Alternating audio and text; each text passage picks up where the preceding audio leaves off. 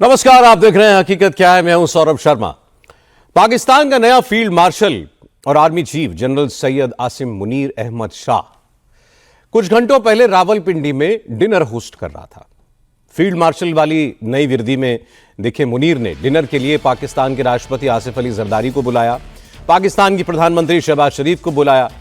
Dinner table पर मुनीर के साथ पाकिस्तान का डिप्टी पीएम और विदेश मंत्री, पाकिस्तान की नेशनल असेंबली का स्पीकर, शहबाज सरकार के सारे मंत्री, पाकिस्तान के अलग अलग प्रांतों के चीफ मिनिस्टर्स, पाकिस्तान की सेना का chief of defence staff, Pakistani air force chief, Pakistani navy chief, high ranking government officials, तमाम लोग मौजूद थे। इस डिनर टेबल पर डिनर की बातें कम हुई, हिंदुस्तान के ऑपरेशन सिंदूर का जिक्र ज्यादा हुआ, भारत के हमले का जिक्र ज्यादा हुआ। पूरी दुनिया को पता है कि 4 दिन में हिंदुस्तान ने पाकिस्तान को घुटनों पर ला दिया, लेकिन रावलपिंडी में डिनर टेबल पर सबने पाकिस्तान के फील्ड मार्शल मुनीर का जमकर जय जयकार किया। एक हारे हुए आर्मी चीफ को हीरो की तरह पेश किया गया और जब आसिम मुनीर ने माइक पर बोलना शुरू किया तो बस इंडिया इंडिया ही किया। हर 2 लाइन में हिंदुस्तान का नाम लिया। तो क्या मुनीर के दिमाग में कुछ बड़ा प्लान चल रहा है? क्या जून में पाकिस्तान फिर कोई शरारत करने वाला है? इस वक्त पूरे पाकिस्तान में 23 जून को लेकर बहुत घबराहट है। पाकिस्तानी कैमरे पर आकर रो रहे हैं, कह रहे हैं क्या जून में जंग की तैयारी हो रही है? तो क्या वाकई पाकिस्तान पर हमले की नई तारीख आ गई है? युद्ध की यह तारीख जून का फर्स्ट वीक है, सेकंड वीक है, थर्ड वीक है या फिर उसके भी और आगे? समझते हैं इस रिपोर्ट से। क्या जून में ही भारत पाकिस्तान के बीच अगला युद्ध होगा? क्या यह युद्ध 23 जून से पहले ही होगा? बहुत भीषण होगा। अब की बार सीरियस अटैक कौन इनिशिएट करेगा? पहले भारत स्ट्राइक करेगा या पाकिस्तान हमला करेगा?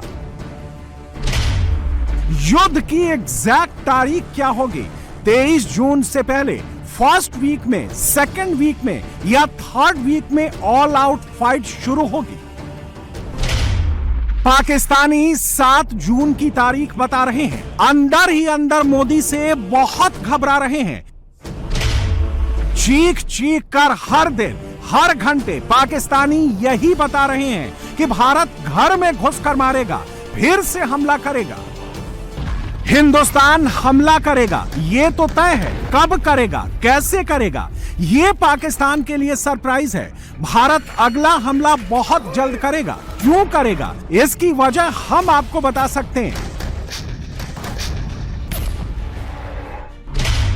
जून के महीने में पाकिस्तान पर हिंदुस्तान के सबसे बड़े हमले की वजह बनेगा पाकिस्तान का मौलाना आर्मी चीफ और फील्ड मार्शल आसिम मुनीर। मुनीर के दिमाग में कुछ खतरनाक चल रहा है। वो कुछ तो प्लान कर रहा है। क्या पाकिस्तानी फील्ड मार्शल मुनीर अगले अटैक का प्लान बना चुका है? क्या जून में पाकिस्तान ही पहले हमला करने वाला है? और क्या जून में हिंदुस्तान पाकिस्तान के बीच निर्णायक युद्ध पानी के नाम पर होगी? क्या वाटर बम से शुरू होने वाली यह लड़ाई एटम बम तक जाएगी? चंद घंटों के भीतर इसका एक इंडिकेशन मुनीर की फौज ने दे दिया है। हिंदुस्तान की सांसें रोकने की धमकी दी है। आतंकियों वाली स्क्रिप्ट पढ़ी है और जून महीने में ही भारत पर हमले वाली एक दूसरी स्क्रिप्ट पाकिस्तानी संसद में पढ़ी गई है। मुनीर के इशारों पर हिंदुस्तान पर अटैक का दूसरा इंडिकेशन दिया गया है। मिसाइल अटैक की धमकी दी गई है। फाइटर जेट से हमले की बात कही गई है और यह सारी बातें बंद कमरे में नहीं, पाकिस्तान में ऑन कैमरा कही गई हैं। हिंदुस्तान के डैम्स पर, हिंदुस्तान के इंफ्रास्ट्रक्चर पर मिसाइल अटैक्स की बात भले ही पाकिस्तान की संसद में हो रही हो, लेकिन इस धमकी का मास्टरमाइंड, इसका स्क्रिप्ट राइटर आसिम मुनीर ही है। पहलगाम हमले के बाद जब से हिंदुस्तान ने इंडस वाटर ट्रीटी को सस्पेंड किया है, जब से पाकिस्तान का पानी रोका है, तब से आसिम मुनीर तिलमिला रहा है। भारत के खिलाफ कुछ बड़ा प्लान कर रहा है। यह प्लान साल 2012 से भी बड़ा है। साल 2012 में पाकिस्तान के भेजे हुए आतंकी जम्मू कश्मीर के तुलबुल नेविगेशन प्रोजेक्ट पर आतंकी हमला कर चुके हैं। मगर इस बार मुनीर जून के महीने में हिंदुस्तान पर कोई बहुत बड़ा अटैक कर सकता है। इसके संकेत तो उसी वक्त मिल गए जब ऑपरेशन सिंदूर में मुंह की खाने के बाद शहबाज शरीफ ने अचानक अपने बॉस आसिम मुनीर को पाकिस्तान का फील्ड मार्शल बना दिया। ये तस्वीरें उसी डिनर की हैं जब फील्ड मार्शल बनने के बाद आसिम मुनीर पहली बार कैमरे पर दिखा है। आर्मी चीफ की वर्दी में नहीं, फील्ड मार्शल वाली चमचमाती वर्दी में नजर आया है। मुनीर ने यहां एक स्पीच भी दी। उस स्पीच का ऑडियो तो सामने नहीं आया है, लेकिन जैसी रिपोर्ट्स पाकिस्तान से आ रही हैं उससे तो यही लग रहा है कि मुनीर ने जून में कोई बड़ा अटैक करने का प्लान बना लिया है और इसकी भूमिका कुछ घंटों पहले ही पाकिस्तान की संसद में बना ली गई है। पाकिस्तान की सनक देखकर ऐसा ही लग रहा है कि इस बार वाटर बम की लड़ाई एटम बम तक जा सकती है। पहलगाम आतंकी हमले के बाद नरेंद्र मोदी ने कहा था पाकिस्तान को कल्पना से भी बड़ी सजा मिलेगी। ऑपरेशन सिंदूर उस पनिशमेंट का पहला इंस्टॉलमेंट था और पाकिस्तान पर मोदी की वाटर स्ट्राइक उस पनिशमेंट का दूसरा इंस्टॉलमेंट है और इसके नतीजे अभी से दिखने लगे हैं। इंडस वाटर ट्रीटी सस्पेंड किए अभी तो 1 महीना ही गुजरा है। पाकिस्तान का गला पूरी तरह से सूखता दिख रहा है। ये तस्वीरें पाकिस्तानी साइड से आई हैं। चेनाब नदी जो 22 अप्रैल से पहले तक पानी पानी दिखा करता था, आज उस नदी में पाकिस्तान की तरफ लोग पैदल यात्रा कर रहे हैं। हिंदुस्तान की तरफ से दी गई सजा कैमरे पर कुछ इस अंदाज में बयां कर रहे हैं। Pakistani Indus river system authority भी मान रही है कि मोदी के वाटर स्ट्राइक की वजह से पाकिस्तान में दाखिल होते ही चेनाब का पानी अचानक से कम हो गया है और यही तस्वीरें सैटेलाइट इमेजेस में भी साफ साफ दिख रही हैं। और इसकी वजह है हिंदुस्तान की साइड की ये तस्वीरें। जम्मू कश्मीर के किश्तवाड़ में चेनाब नदी पर पाकिस्तान को सजा देने वाले प्रोजेक्ट पर मोदी सरकार ने काम तेज करवा दिया है। 24/7 काम हो रहा है और इसका आफ्टर इफेक्ट एलओसी के उस पार पाकिस्तान में दिख रहा है। पाकिस्तान का गला सूख रहा है, सबूत कैमरे पर हैं। इसलिए पाकिस्तान का मौलाना मुनीर जून में भारत पर हमले के बारे में सोच रहा है और पाकिस्तान की आवाम वाटर बम से डरकर अब एक बार फिर एटम बम वाली स्क्रिप्ट पढ़नी शुरू कर चुकी है। लेकिन अगर पाकिस्तान यह सोच रहा है कि हिंदुस्तान पर जून में अटैक कर देगा और हिंदुस्तान चुपचाप बैठा रहेगा, देखता रहेगा, तो यह उसकी सबसे बड़ी गलतफहमी है। मुनीर इस वक्त जो कुछ भी सोच रहा है, मोदी उससे एक स्टेप आगे की सोच रहे हैं।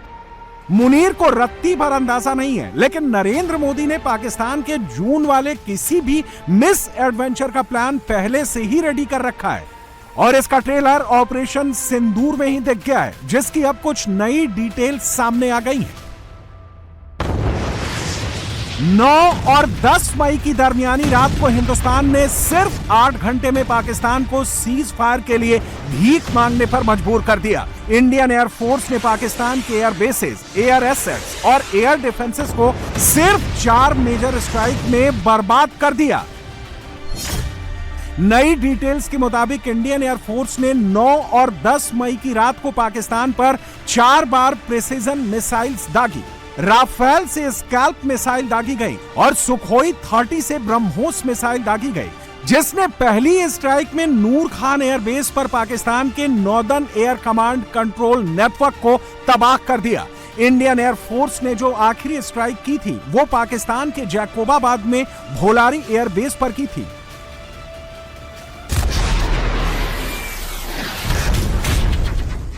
यानी ऑपरेशन सिंदूर के पहले एपिसोड में ही हिंदुस्तान ने पाकिस्तानी एयरफोर्स को आईसीयू में डाल दिया था और अगर जून में पाकिस्तान ने कोई हरकत करने की कोशिश की तो फिर उसका 100% तबाह होना तय है। पाकिस्तानी इन दिनों मोदी की एक एक बात गौर से सुन रहे हैं, नोट कर रहे हैं, फिर चाहे वो शहबाज हो, मुनीर हो या पाकिस्तान का कोई आम शहरी। पाकिस्तान में मोदी नाम के फियर की एक और वजह भी है और वो क्या है, अब ये देखिए। पाकिस्तान भले ही जून में कोई मेजर स्ट्राइक का प्लान बना रहा हो, लेकिन ऑपरेशन सिंदूर में उसकी औकात पता चल चुकी है। नई डिटेल्स के मुताबिक 9 और 10 मई की रात को भारत के हमलों के बाद पाकिस्तान ने रात 1 बजे अपना ऑपरेशन शुरू किया। दावा किया कि 48 घंटे में भारत के सारे एयरबेसेस उड़ा देगा, लेकिन पाकिस्तान का यह ऑपरेशन 10 मई की सुबह 9:30 तक ही चला। 48 घंटे तो छोड़िए, 8.5 घंटे में पाकिस्तान ने सरेंडर कर दिया। और उस सरेंडर का गम इस वक्त भी मुनीर और शहबाज की सरकार के सारे मंत्री और संतरी के चेहरे पर दिख रहा है। पाकिस्तानी रक्षा मंत्री का यह कहना है कि पाकिस्तान को वॉर के लिए तैयार रहना चाहिए। यह इस बात का इंडिकेशन है कि पाकिस्तान में हिंदुस्तान का खौफ कितना हाई है।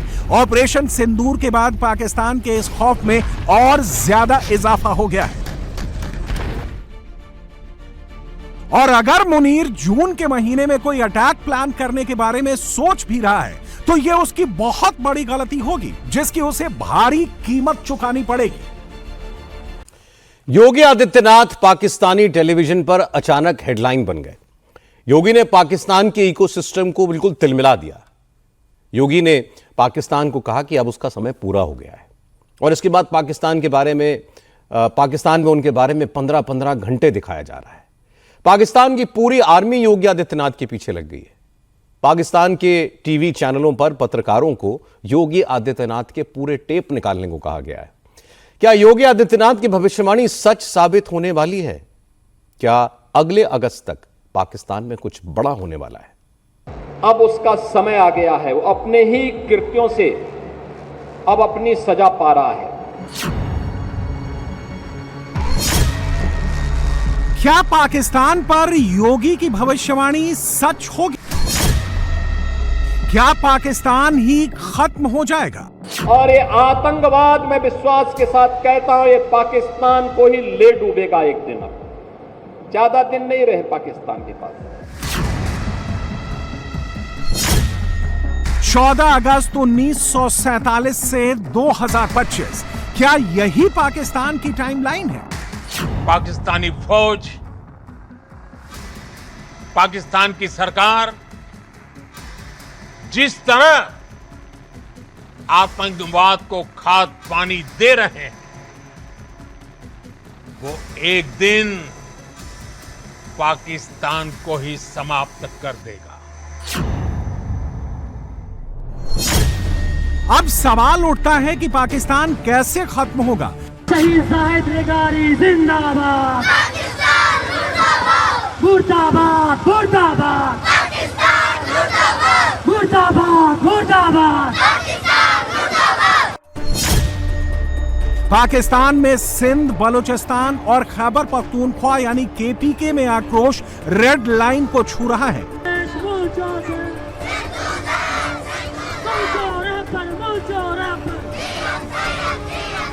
ये पाकिस्तान के सिंध की ताजा तस्वीरें हैं। कई किलोमीटर का लॉन्ग मार्च निकाला जा रहा है। हाथों में लाल झंडा है और जुबान पर जीएस सिंध पाकिस्तान मुर्दाबाद के नारे इतने जोर से लगाए जा रहे हैं कि रावलपिंडी जीएचक्यू में बैठे मुनीर तक सुनाई पड़े। शहीद जाहिद रेगारी जिंदाबाद, पाकिस्तान मुर्दाबाद, मुर्दाबाद मुर्दाबाद, पाकिस्तान मुर्दाबाद, मुर्दाबाद मुर्दाबाद, पाकिस्तान मुर्दाबाद। पाकिस्तानी फौज और वहां के हुक्मरान सिंध के लोगों की आवाज नहीं सुनते, इसलिए कुछ लोग हथियारों से दनादन गोलियां दागकर बगावत को और बुलंद कर रहे हैं। पाकिस्तान से अलग होने के लिए सिंध एक तरफ लोकतांत्रिक तरीके से लॉन्ग मार्च निकाल रहा है, तो दूसरी तरफ बंदूक का जवाब बंदूक से भी देने को तैयार है। सिंध के गृह मंत्री का घर फूंकने के बाद अब सिंधियों ने पाकिस्तान के राष्ट्रपति आसिफ अली जरदारी के बेटी और बिलावल भुट्टो की बहन आसिफा भुट्टो पर हमला कर दिया। सांसद आसिफा भुट्टो कराची से नवाब शहर जा रही थी। इस दौरान नहर परियोजना का विरोध कर रहे लोगों ने लाठी डंडों से उनके काफिले की कई कारें तोड़ दी।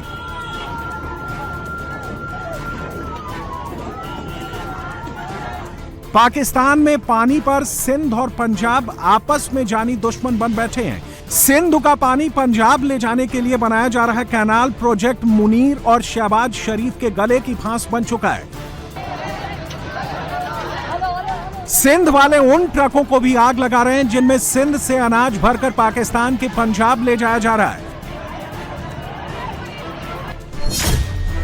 14 अगस्त 1947 को आजाद हुआ पाकिस्तान 78 साल का हो चुका है। इतने साल में सिर्फ पंजाब ने तरक्की की है, जिनका सत्ता और मिलिट्री पर कब्जा है। बलूचिस्तान, केपीके, सिंध, पीओके और गिलगित बाल्टिस्तान अब भी गुर्बत में जी रहे हैं, जबकि संसाधनों के मामले में पाकिस्तान पंजाब से ज्यादा संपन्न यही राज्य है। इसी लूट खसोट और पाकिस्तान आर्मी के अत्याचारों से त्रस्त होकर अब पाकिस्तान के 3 बड़े राज्यों में आजादी की लहर उफान मार रही है।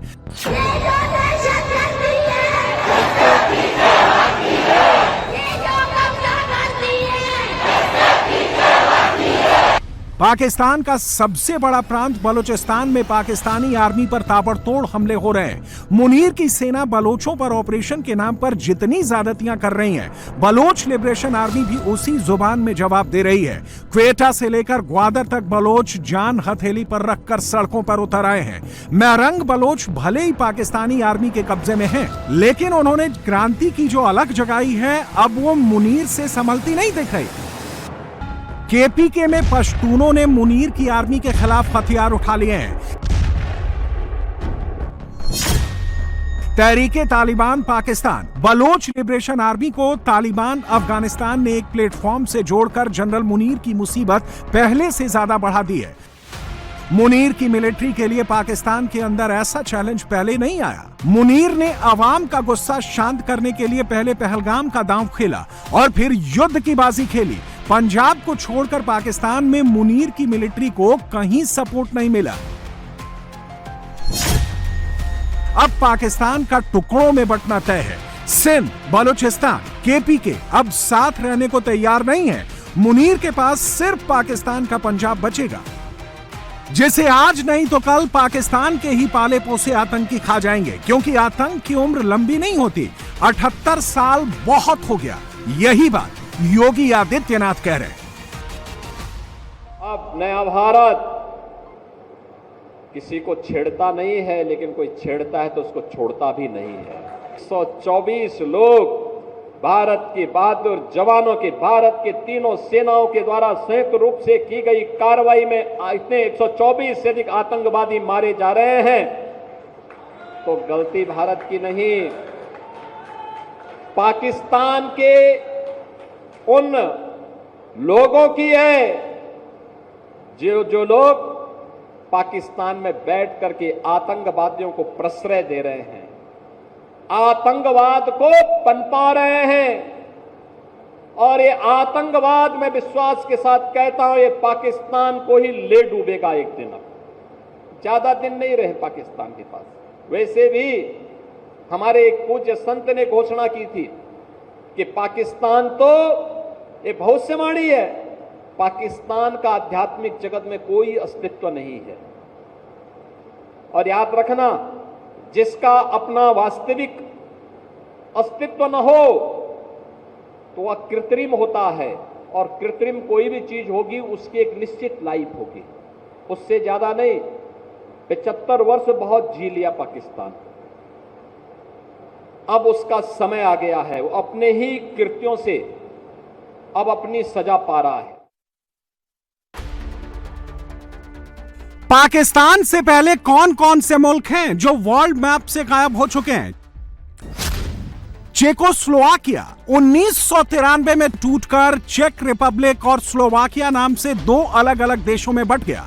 यूगोस्लाविया स्लोवेनिया और क्रोएशिया में बंट गया। पूर्वी जर्मनी का विलय हो गया। सोवियत संघ बिखर गया। साउथ वियतनाम खत्म हो गया। यूनाइटेड अरब रिपब्लिक टूटकर इजिप्ट और सीरिया में बंट गया।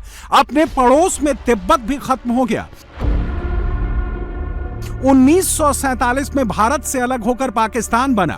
भारत एक धर्मनिरपेक्ष राज्य बना। पाकिस्तान धर्म के आधार पर इस्लामिक राष्ट्र बना।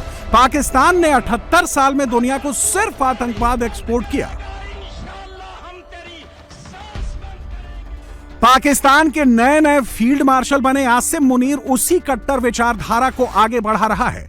मुनीर की मजहबी और नफरती बयानबाजी के बाद ही पहलगाम अटैक हुआ। भारत अब मुनीर को हर मंच पर एक्सपोज कर रहा है।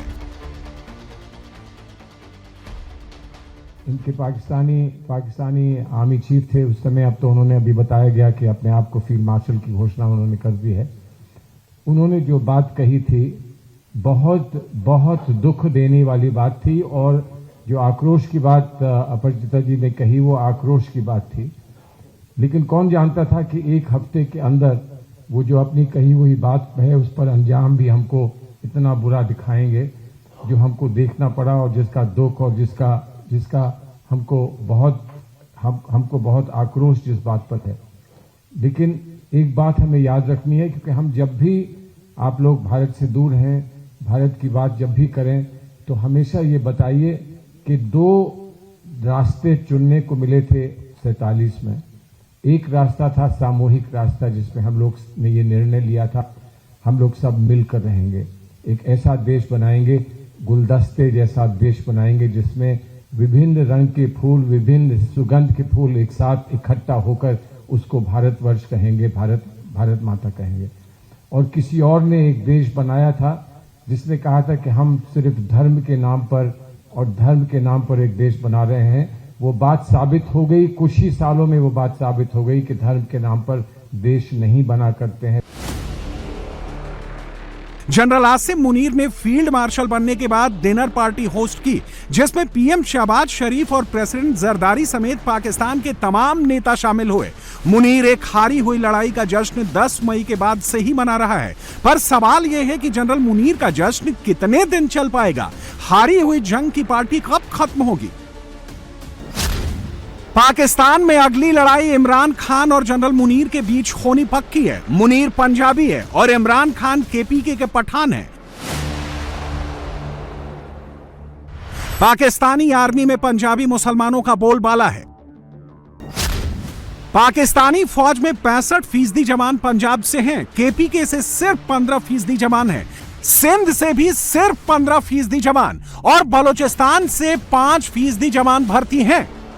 मुनीर के अलावा अब तक पाकिस्तान की फौज में पंजाबी जनरलों का बोलबाला रहा है। आसिम मुनीर, कमर जावेद बाजवा, राहिल शरीफ, आसिफ नवाज, टिक्का खान, याया खान, जियाउल हक वो आर्मी चीफ हैं जो पंजाब से आते हैं। केपीके के पश्तून समुदाय से सिर्फ अयूब खान ही अब तक पाकिस्तान के आर्मी चीफ बने हैं। परवेज मुशर्रफ और मिर्जा असलम बेग मुहाजिर थे जो आर्मी चीफ बने। मिर्जा असलम बेग का परिवार यूपी के आजमगढ़ से पाकिस्तान शिफ्ट हुआ था, जबकि मुशर्रफ का परिवार दिल्ली से। अब तक कोई बलोच पाकिस्तान का आर्मी चीफ नहीं बना। बलूचिस्तान के हाजरा समुदाय से आने वाले मोहम्मद मूसा जरूर 1958 से 1966 तक आर्मी चीफ रहे।